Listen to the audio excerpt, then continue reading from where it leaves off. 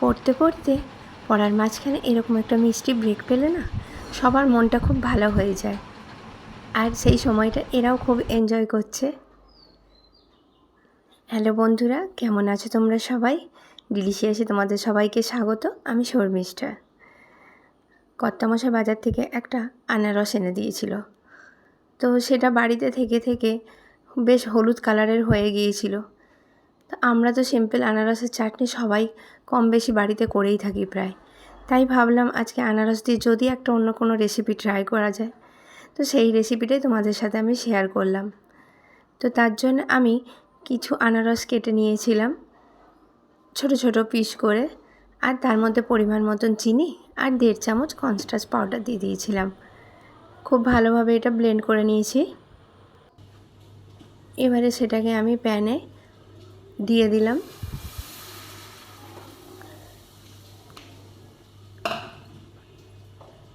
মিশ্রণটাকে খুব ভালোভাবে নেড়ে যেতে হবে সমানে,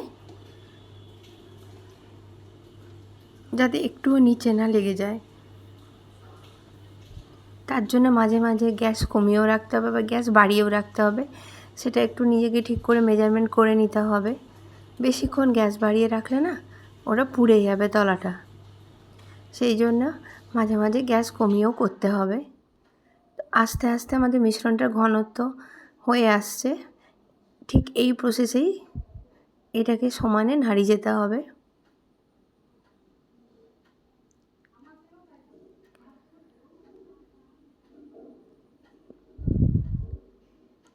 এই আনারসের পুডিংটা না খেতে সত্যি খুব অসাধারণ হয়। তোমরা সবাই বাড়িতে একবার ট্রাই করো। আর তোমরা কি কোথা থেকে আমার এই ভিডিওটা দেখছো প্লিজ আমাকে কমেন্টসে একটু জানিও। আর রেসিপিটাও কেমন লাগলো সেটাও অবশ্য জানিও। তো আমাদের এখানে খুব ভালোভাবে এটা ঘন হয়ে চলে এসেছে।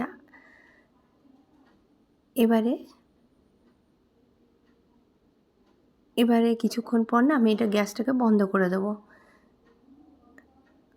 দিয়ে এটাকে আমি ঠান্ডা করতে রেখে দেবো 30 মিনিটের মতন।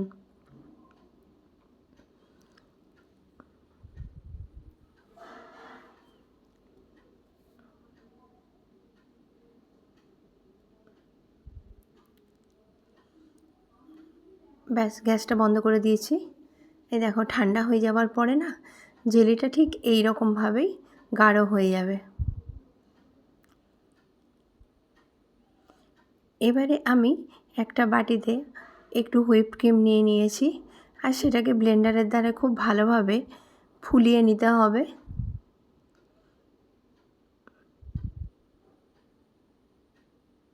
তোমরা অবশ্যই কমেন্টসে জানিও রেসিপিটা তোমাদের কেমন লাগলো।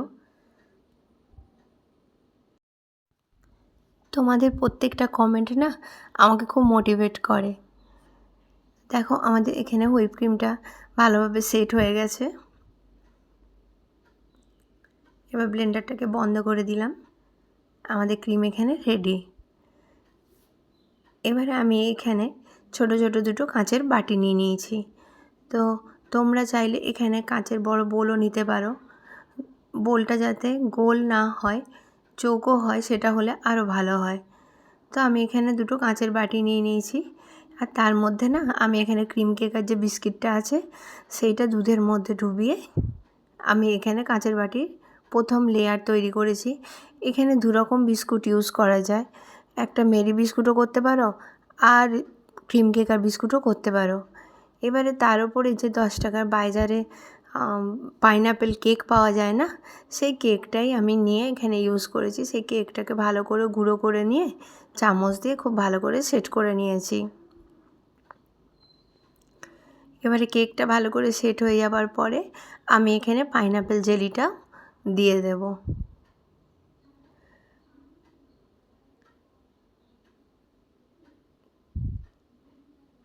এবারে সেটাকেও খুব ভালোভাবে সেট করে নেব।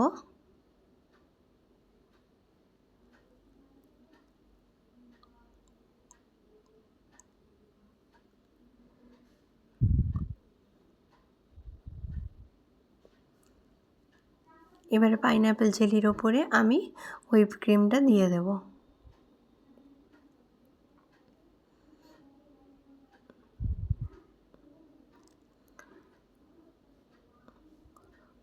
হুইপ ক্রিমটাকেও খুব ভালোভাবে এরকমভাবে বাটির চারদিকে সেট করে নিতে হবে।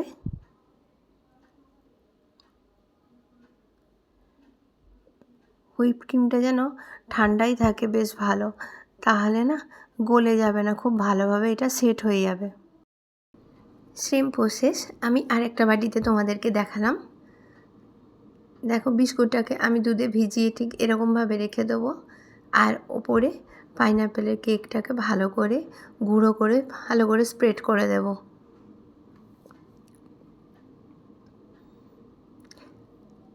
এই কেকটাকে তোমরা হাতেও সেট করতে পারো বা চামচ দিয়ে একটু হালকা করে চেপে চেপেও সেট করতে পারো।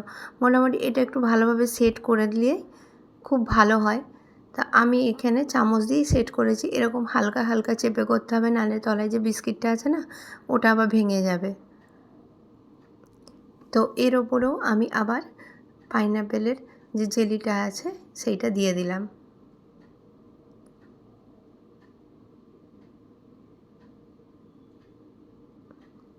এইরকমভাবেই চামচ দিয়ে জেলিটাকে সেট করে নিতে হবে।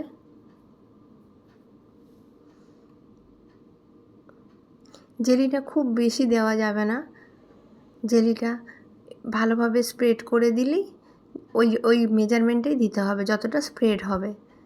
তার উপরেই আমি এখানে আবার হুইপ ক্রিম দিয়ে দিলাম।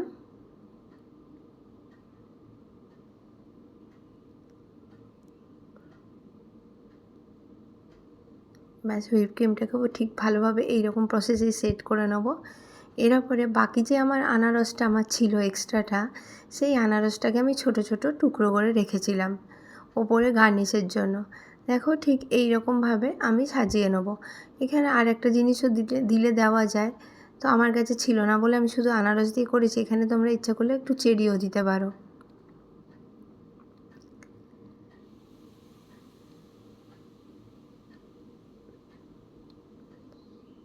আমাদের এখানে এটা সাজানো হয়ে গেছে। দুটো বাটি আমরা রেডি করে নিয়েছি। এবারে এটাকে ফ্রিজে সেট করতে দিতে হবে। তো তার আগে আমাদের আরেকটা কাজ বাকি, ফয়েল পেপার দিয়ে বাটির মুখটা ভালো করে ঢেকে দিতে হবে। এটা যদি ডাইরেক্ট ফ্রিজে রেখে দিই না, ওপরে বরফের লেয়ার পড়ে যাবে।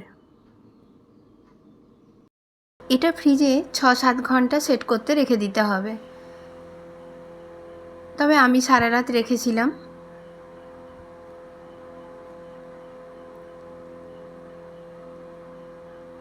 খুব ভালোভাবে বাটিগুলোকে ফয়েল পেপার দিয়ে কভার করে নিতে হবে।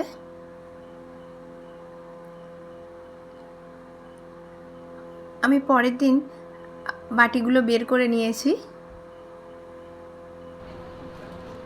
কি সুন্দর সেট হয়ে গেছে না?